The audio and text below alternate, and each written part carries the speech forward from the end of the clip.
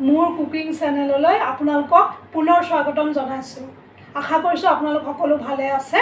আজি মই আপোনালোকক সহজতে আৰু সোনকালে প্ৰেছাৰ কুকাৰত কেনেকৈ ভেজ পোলাও বনাব পাৰি দেখুৱাব খুজিছোঁ।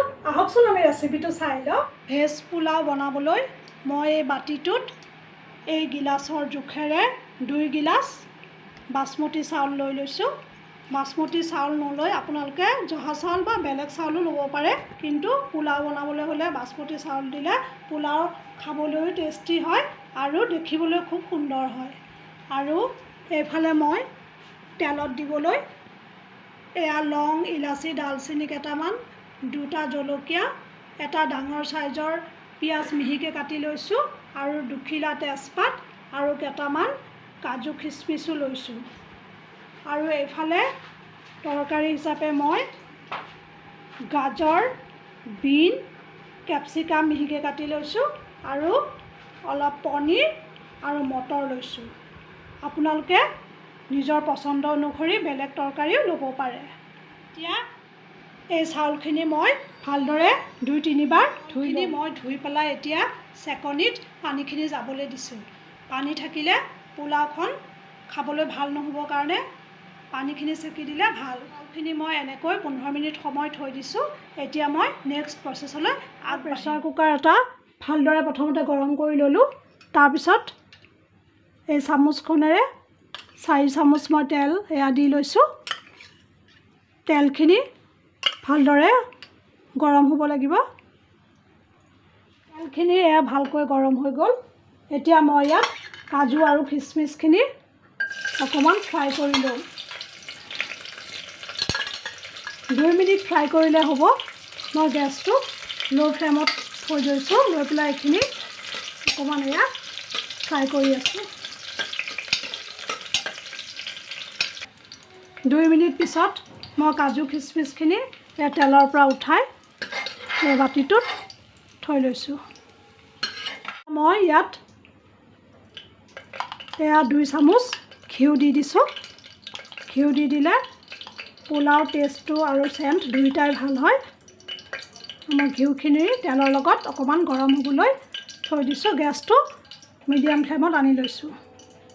এতিয়া মই ইয়াত এই গৰম মছলাখিনি এয়া দি দিছোঁ আৰু জলকীয়া 2টা দিছোঁ আৰু তেজপাত 2 খিলা এয়া দি দিছোঁ আৰু লগতে কাটি থোৱা পিঁয়াজখিনিও এয়া দি দিলোঁ।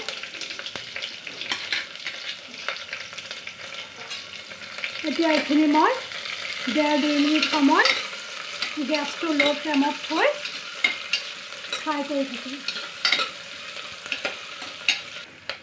পিঁয়াজখিনি এয়া মই চেল' ফ্ৰাই কৰি ল'লোঁ।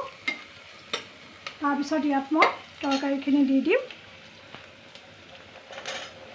গাজৰ, বিন, কেপচিকাম, মটৰ এই সকলোবিলাক মই দি দিছোঁ।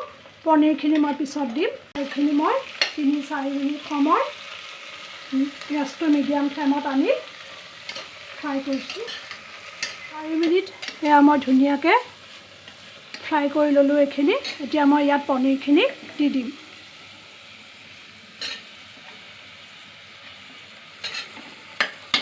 আকৌ এয়া মই লৰাই দিছোঁ।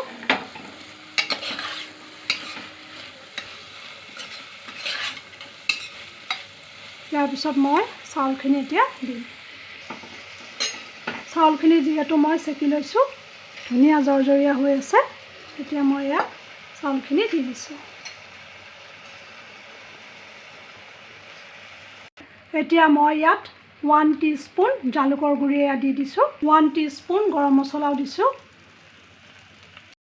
1 টিস্পুন এয়া বিৰিয়ানী মছলা দিছোঁ। এতিয়া মই মছলাখিনি দিয়াৰ পিছত গোটেইখিনি ভালকৈ লাহে লাহে লৰাই দিছোঁ। সোনকালে বা জোৰে জোৰে লৰালে চাউলখিনি ভাঙি যাব পাৰে। সেইকাৰণে আমি এইখিনি মন কৰিব লাগিব। লাহে লাহে আমি লৰাব লাগিব।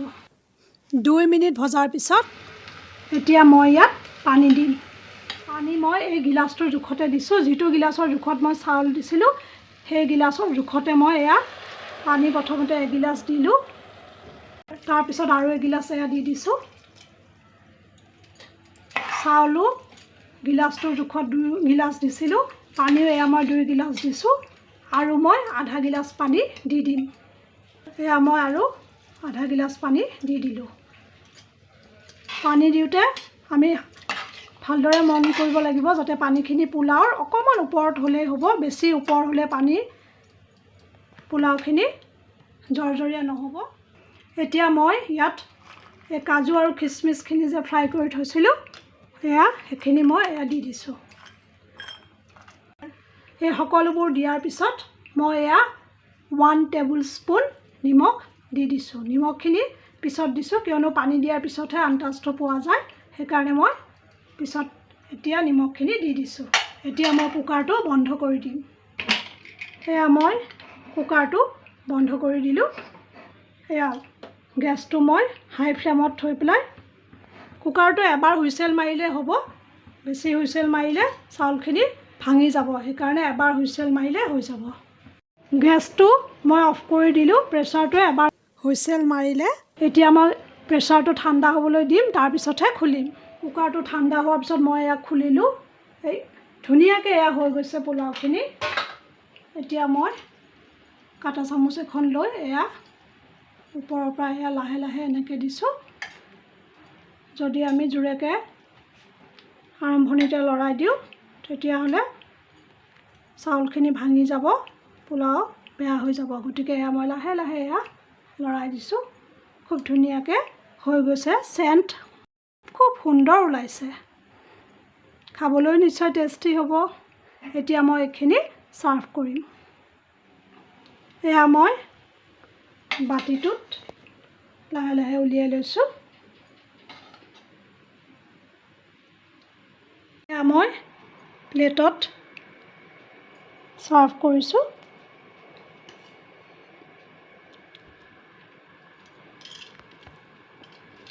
কালাৰটো খুব সুন্দৰ হৈছে, সময়ো বেছি লগা নাই, আপোনালোকে দেখিছেই। আৰু বস্তুবোৰ যিখিনি মই দিছোঁ সেইবিলাক সাধাৰণতে আপোনালোকৰ ঘৰত থাকে, আৰু যদি কিবা নাথাকে তেতিয়াহ'লে স্কিপ কৰিলেও একো নাই।